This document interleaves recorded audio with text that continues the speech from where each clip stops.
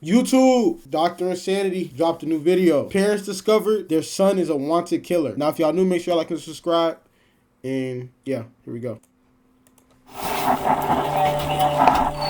You're with Brandon. Rachel. Jeremy.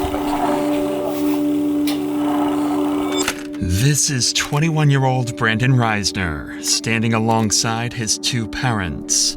For the last 6 hours, Brandon has been on the run from police after brutally killing his best friend. Keep going. You jumped the fence. Head back towards Collinwood. And as Brandon's parents learn their son is an alleged killer, all they can do is pray as they patiently wait for their son's fate. Rachel, Jeremy, if y'all can have a seat out here. Would you like to talk in private?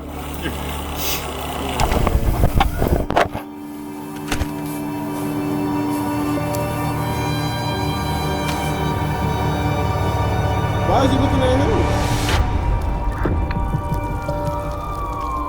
Shout out Dr. Insanity for the bids. On a cold November morning in 2022, a ditched Toyota Prius would be discovered by officers in Rome, Georgia. There's nothing. That's what I was looking for. There's nothing. Why this car was ditched in the middle of a creek is something police were yet to figure out. Y'all don't think he's in there? No, I didn't already come there. Okay. Son's name's Aaron Davis.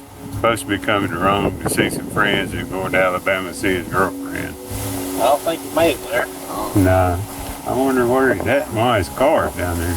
Crazy thing is, there's nothing. I mean, there was no acceleration. It's almost like it just Rode off in there or something. Yeah. Did it go all the way up in park or something? Yeah, I mean, there's lights on like it's, but it ain't running. I rode over here to see what was going on. He was down there cleaning out the trash. A tow truck would eventually come and lift the vehicle out from the creek, and upon searching the license plate number, they would discover it belonged to 21-year-old Aaron Davis.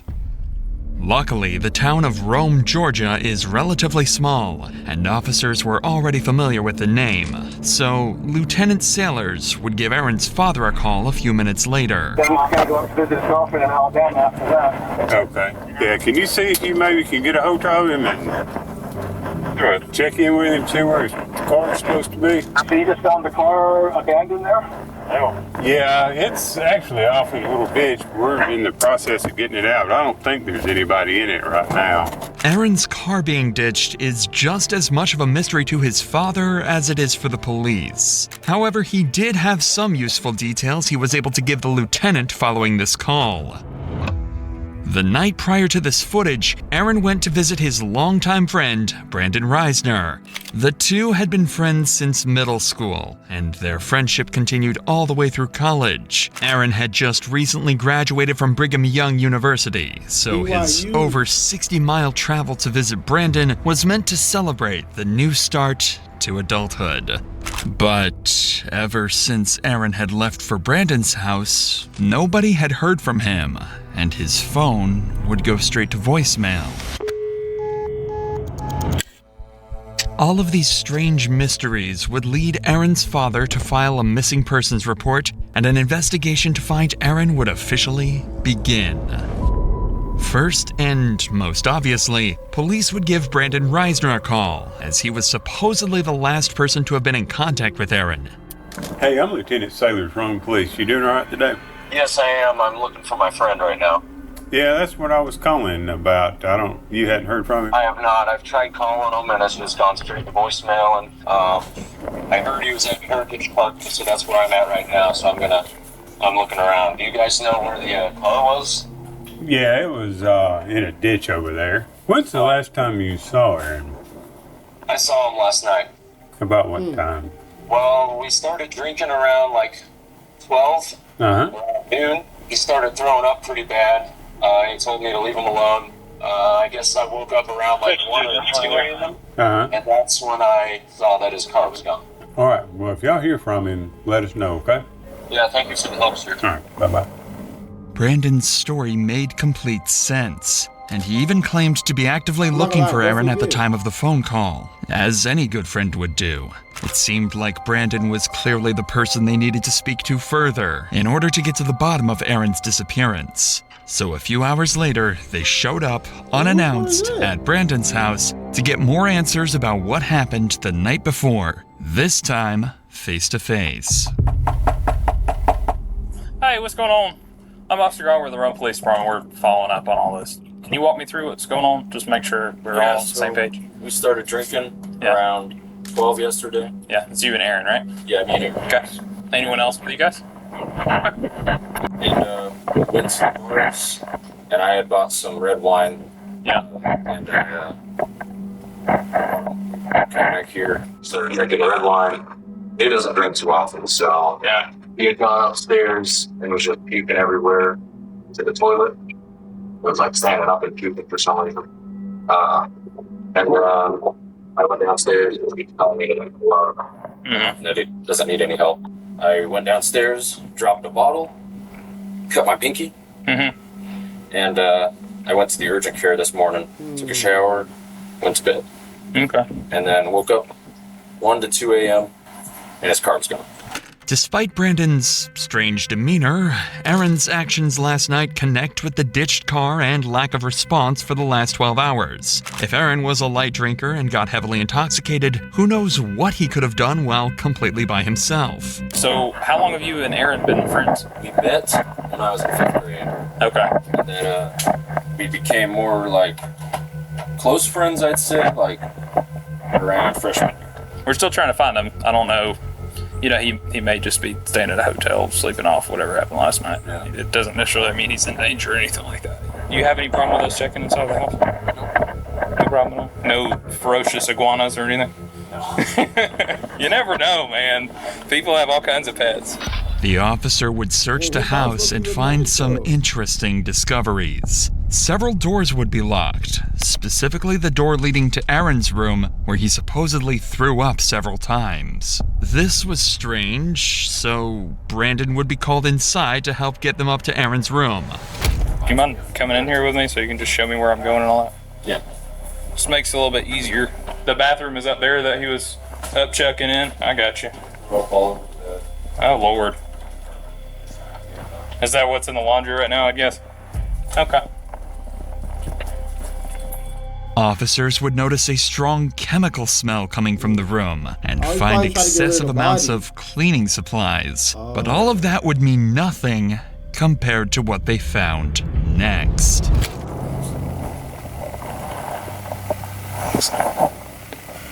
There's a significant amount of blood next to the bed, too. Decent. More than just vomit all the way over here. Looks like it's been there a while, but he could have been throwing up blood, I guess. See all that? It's weird to be throwing up blood like that. Not to mention, if he had alcohol poisoning, he wouldn't have been able to get up and move around this morning. Especially at 2 or 3 in the morning. Just poured powder right there, too. That's it right now. The cops are starting to find the whole scenario awfully Oh, this nigga trying to cover up the body, bro. suspicious. The odd story from Brandon, the puddles of blood in Aaron's room, the hundreds of dollars worth of cleaning supplies. It seems as though Brandon sensed the officer's suspicion arising as well, as when Aaron's room was being searched, he decided to do this.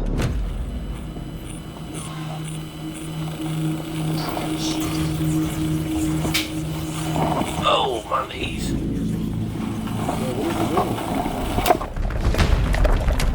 Keep going. Hey, no, quick.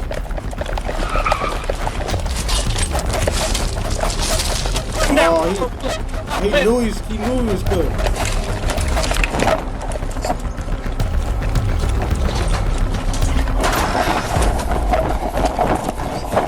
He jumped the fence, headed back towards Collinwood.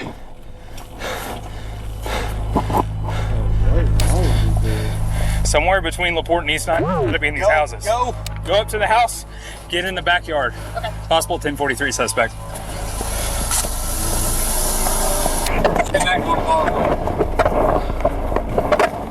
Run back towards 8. Give me more units. Unfortunately, officers lost sight of Brandon. He officially managed to escape the police, at least for now. Desperate for any leads that might aid in finding Brandon, police began going door to door around the neighborhood, questioning witnesses who might have caught a glimpse of where he had fled. During this effort, one officer encountered a neighbor who happened to be on a call with Brandon's father, Jeremy. Quickly, the officer took the phone to speak with him directly. Hey, sir, I'm Lieutenant Sailor from police. Hi, I'm Jeremy Reisner, the homeowner, Yes, and my Brandon's father. Yeah, we're probably going to need to talk to Brandon. Do you know where he is? No, I thought he was still at home. Now, earlier we had told him maybe drive around the areas where they normally hang out and try to look for him, for Aaron. Okay, well, we'll keep trying to get hold of him. We're still about an hour away, working our way there. Even Jeremy was clueless regarding Brandon's whereabouts, and seemingly so was everyone else, as an entire hour would go by with Brandon nowhere to be found.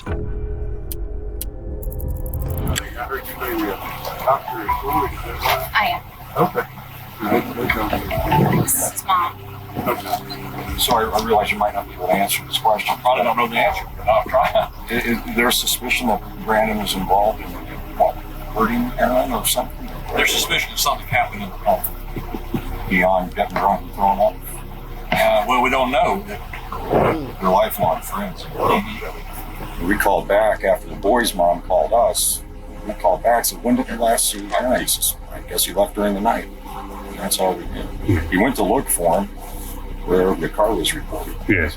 The powers that be have our number? Yes, sir. Yes. Yeah. Mm-hmm. While trying his best to assist the police with the investigation, Jeremy would return to his house, where he discovered Brandon's phone. Up until that point, Jeremy had been doing everything he could to help the police track down his son. However, after finding the phone, his cooperation came to a sudden stop. He refused to hand the phone over, leaving police to wonder, had he seen something on it? Or was he hiding something far more unsettling? But No, I ain't gonna lie, bro. I seen like this type of prompt on TikTok. They're asking like, if your son got caught like doing something, would you help him or would you sit there? I don't know, bro. Like that's hard because that's like your son, but like you knew he did something wrong. So I feel like I would have to, like, for his own sake, I would have to like let the authorities know. But let me know what y'all do in the comments though. Before we get to that, Jeremy is not alone in facing a tragedy. Unfortunately, it can happen to any of us. Take Yvette Torres. She was walking home from work in Philadelphia when a truck struck her without warning. Morgan & Morgan fought for her in court and worth millions. It passed a verdict. You start your Bones phone while searching around the house. This was a huge discovery for the investigation, as it could help trace where Brandon could have gone off to. But unfortunately, Jeremy was unwilling to give up the phone to cops until he could better understand the situation. After all, Brandon is his son, and he is innocent until proven guilty. So giving up the phone could be a tragic mistake. Again, hours go by with no further leads or clues as to where Brandon went. What Jeremy managed to find on Brandon's phone during this period will forever remain a mystery. However, when police spoke to him again, his demeanor would shift dramatically. What's the status? All right, so first of all, I understand you found his cell phone. That's right. You want to turn that over to us? Maybe. Okay. I do. My gut says yes, but at the same time, yeah. I mean, I don't know. We'll probably need to go through it and see at least maybe where he's been today. There is a significant amount of blood in that upstairs bedroom on the carpet. But I wanted to be straight up with you. Not come home and find that. Okay. No, I appreciate that. Do you have a warrant that would include the phone? No, we'd have to get one at some point, so we couldn't go into it without that. So, some text back and forth. Maybe something helps, and I know. helps him, But I can't promise you that. 'Cause I don't. No, I know. Yeah, I don't know what I was in there, so I want to. I'm just I know, as a father, I understand that. All right. Well, yeah, I'm gonna keep walking. Something had changed. It must suck. Whatever was on that phone had to be disturbing. And the Bro, imagine your kid like does some crazy shit like this, bro. Like killing somebody. Like, how would you be able to cope with yourself as a father, bro? I pray that Officers seem to have caught on to this as well. Because he doesn't know what's going on. But he seemed a little shocked that we're at his house. You know, he seemed respectful in the sense that he was okay with us being at his house and doing what we needed to do. I couldn't really get a feel for him. He may just be covering for his kid. He's gotta be. Him having the phone not being shattered tells me that his son handed it to him. So he found the phone, tells us that he found the phone, but doesn't want to give it to us without a search warrant. Text messages not there. Probably. He was telling Randy that there were texts in there about him asking for if anyone had seen Aaron. I wonder if those texts were sent since we've been here, though. These officers were spot on with their theory. On the phone, Brandon would leave an array of horrifying notes, such as, his scream became a gargle as he swallowed his tongue. I like dark places where my mind melts. It feels so good and I feel so cool. My brain's a waterfall running out of my nose like drool. I can turn myself on in the blink of an eye. They notified me as the smartest man alive. Additionally, he would leave a to-do list following the murder of Aaron. 1. Schedule last 3 songs. This was in reference to his YouTube channel where he would post his music. 2. Vacuum. 3. Laundry. 4. Shower in my shower. 5. Take bath. Tomorrow. 1. Text Rachel that Aaron threw up horribly. I think there was some blood in it. 2. I woke up and he was gone. Whether or not these exact messages were what alarmed Jeremy is unknown, but something on that phone made it clear to him that Brandon had killed Aaron. And just an hour later, Jeremy would call police, detailing that he was with Brandon and that he was willing to surrender and turn himself in. So 25 minutes later, Brandon and his parents would arrive at the station. You're with Brandon. Rachel. Jeremy. Thank you.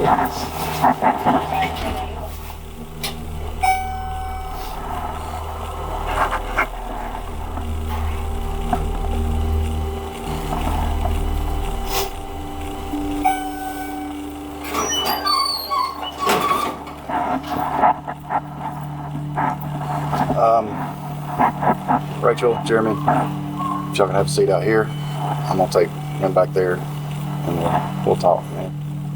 Would you like to talk in private? You need to send somebody out to find the body. Okay. I'll be right back out with you, okay?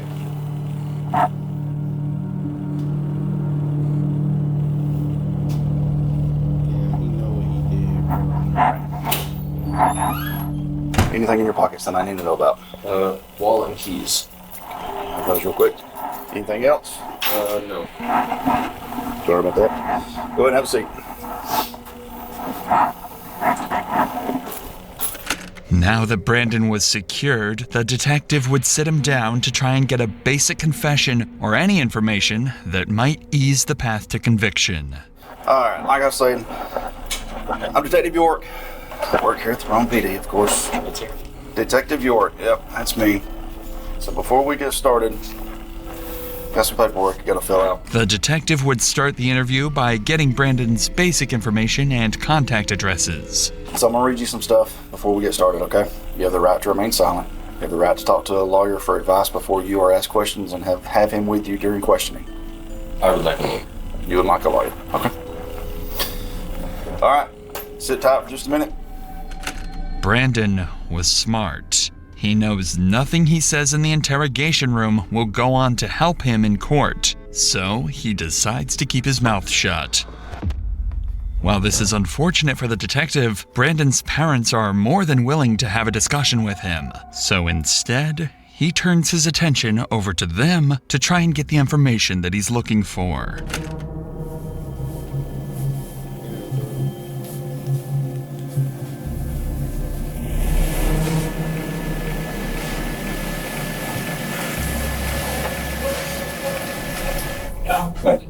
Thank you.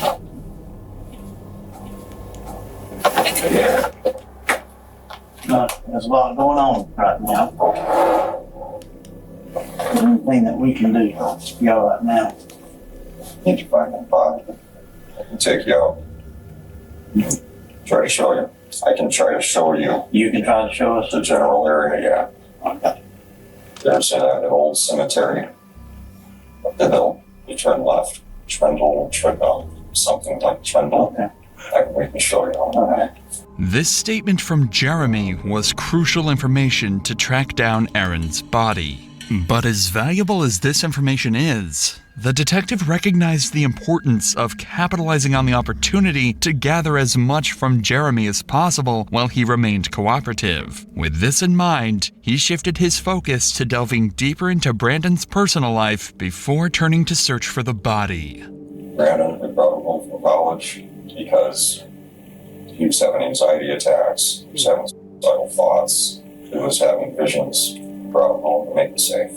I gotta get his medications right. Got a call from Brandon this morning at 9 or 10. He was asking about one thing out, vomiting. So they had drank. He didn't want Dad finding out that there was vomiting upstairs in the carpet. That's all we heard. Then an hour or two goes by. And boy's mom calls us. Or I called Brandon back immediately after getting murdered. He said, do you know where Aaron is? He says, no. Together around 5. And we were told that Aaron had run away. Ran from the house, ran from the police. Aaron's body is luckily there. He's mentally unstable. He has Tourette's since he was a kid, diagnosed as a kid. And with that comes OCD, and people say they have OCD all the time. They don't understand. And until they live with that. This raises the possibility that his actions may have been influenced by mental instability. However, it's important to consider the context. Jeremy's statements could be an attempt to have Brandon plead insanity in court. Therefore, it's essential to approach these claims with a grain of salt, as they may not fully reflect the reality of the situation. Regardless, police now had an approximate location of where Aaron's body should be, so all hands went on deck to search the cemetery Jeremy had described.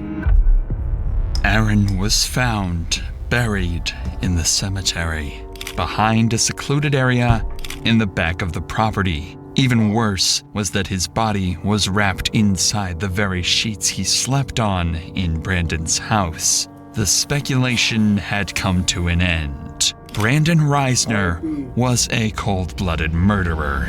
Right after this discovery, Brandon was placed under arrest for the murder of Aaron Davis and transported to the local prison. But the cops found his behavior very unconventional.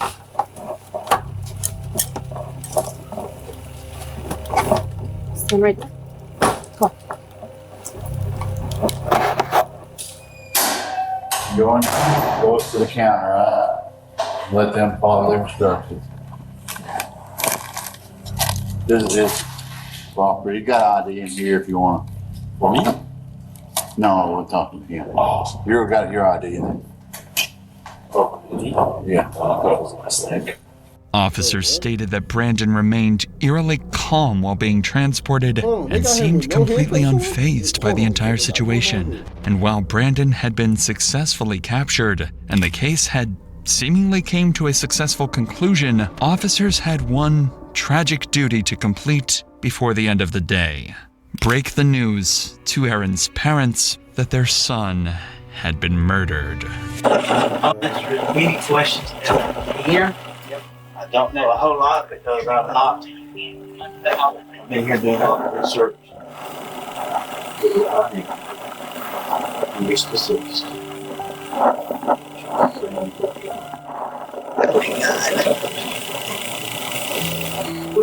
Why would he do that?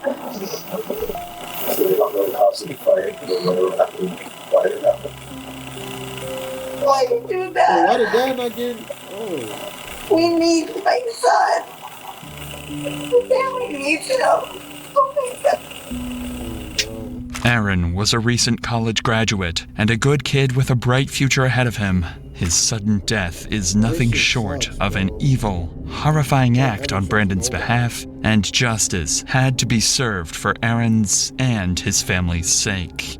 That justice would come inside the courtroom. On July 18th, 2024, Brandon was left with little to no defense for his crimes, and his plea to claim mental insanity was quickly ruled out. And I have come to the conclusion that justice requires that Mr. Reisner be sentenced on count 1 to imprisonment for life without parole. And that's what I'm going to do.